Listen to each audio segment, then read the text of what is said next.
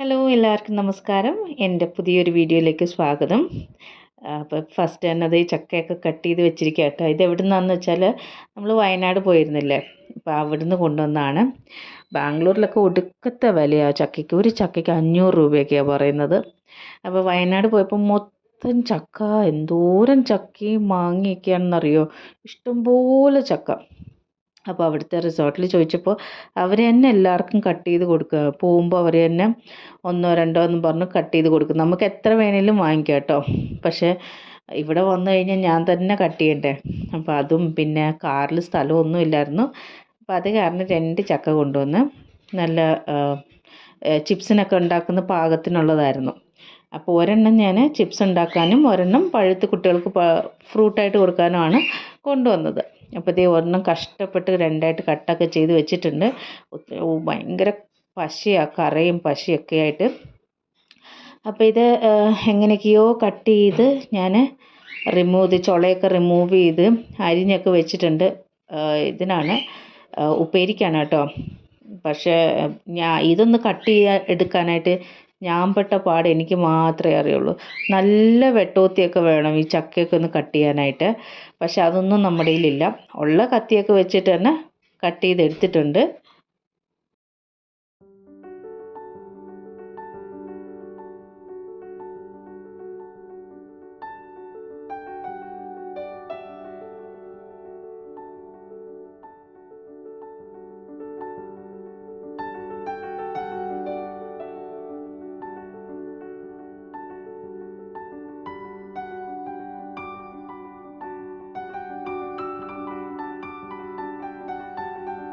രണ്ടായിട്ട് കട്ട് ചെയ്യുന്നതിനേക്കാളും പാട് ഇങ്ങനെ ചെറിയ ചെറിയ പീസാക്കി എടുത്ത് അതിൽ നിന്ന് ചുള റിമൂവ് ചെയ്യുന്നതാണ് ഏറ്റവും വലിയ പാട് കേട്ടോ.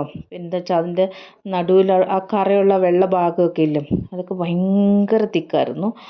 അപ്പോൾ എൻ്റെ ജീവൻ പോയെന്ന് തന്നെ പറയും, അത്ര കഷ്ടപ്പെട്ടു. പക്ഷേ എൻഡ് റിസൾട്ട് അടിപൊളിയായിരുന്നു കേട്ടോ. ഇത്രയും കഷ്ടപ്പെട്ടെങ്കിലും എൻഡ് റിസൾട്ട് അടിപൊളിയായിരുന്നു. ഉപ്പേരി നല്ലോണം വന്നിട്ടുണ്ട്. ഇത് ഞാൻ കാണിക്കാവേ.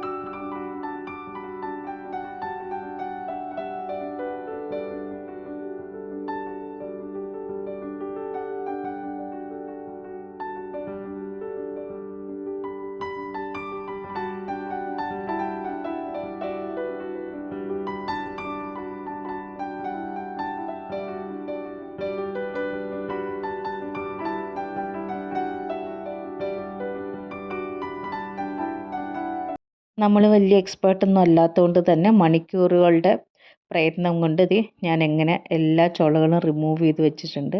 പിന്നെ ഇതിന് ജോലിയായി ഇതിന് ചക്കക്കുരും ഇതൊക്കെ എടുക്കണം. അങ്ങനെ ഞാൻ ഒരു സെറ്റ് ഇട്ട് ഫ്രൈ ആക്കിയിട്ടുണ്ട്, ഉപ്പും മഞ്ഞൾപ്പൊടിയൊക്കെ ഇട്ടിട്ട്. അങ്ങനെ ഫസ്റ്റ് സെറ്റ് എല്ലാം ഫ്രൈ ആക്കി എടുത്തിട്ട് അതൊന്ന് തണുത്തതിന് ശേഷം ഇനിയൊരു പ്രാവശ്യവും കൂടെ നല്ലോണം ഫ്രൈ ചെയ്തെടുക്കും. അപ്പോഴാണ് കറക്റ്റായിട്ട് വരിക കേട്ടോ. ഇത് ഫസ്റ്റ് സെറ്റാണ്, ഇതെല്ലാം ഫസ്റ്റ് സെറ്റാട്ടോ.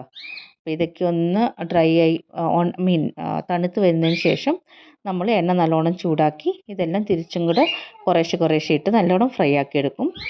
അപ്പോൾ നമ്മുടെ ഫൈനൽ ഉപ്പേരി റെഡി ആയിട്ടുണ്ട്. ഇത് നല്ല അടിപൊളി ടേസ്റ്റായിരുന്നു കേട്ടോ, കറക്റ്റായിരുന്നു. അപ്പോൾ അടുത്ത വീഡിയോയിലൂടെ കാണാം.